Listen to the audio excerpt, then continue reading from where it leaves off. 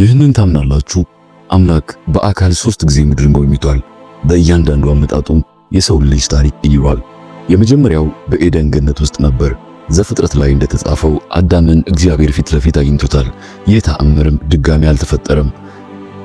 ድጋሚ ሲመጣም ሥላሴ በሰው አምሳል ሆነው ነበር። በዘፍጥረት 18ም ቅድስት ሥላሴ ወደ አብርሃም ድንኳን እንግዳ በመምሰል ነበር የገቡት። አብርሃም በደስታ ነበር የተቀበላቸው። ነገር ግን አንዳቸው ሲናገሩ ነው አምላክ መሆኑን የተረዳው።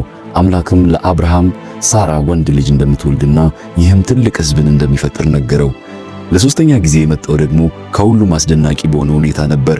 ቃል ሰው ሲሆን የዮሐንስ ወንጌል እንዳለው ኢየሱስ ክርስቶስ በመካከላችን ሲኖር የታመሙትን አድኗል፣ ውቅያኖስን አረጋግቷል፣ በማያልቀው ፍቅሩም የዓለምን ተስፋ ብሩህ አድርጓል። ነገር ግን መጽሐፍ ቅዱስ እንዲህ ይለናል፣ አምላክ ድጋሚ ይመጣል። ቀኑ ሲደርስም ዝግጁ ሆነን ልንጠብቀው ይገባል።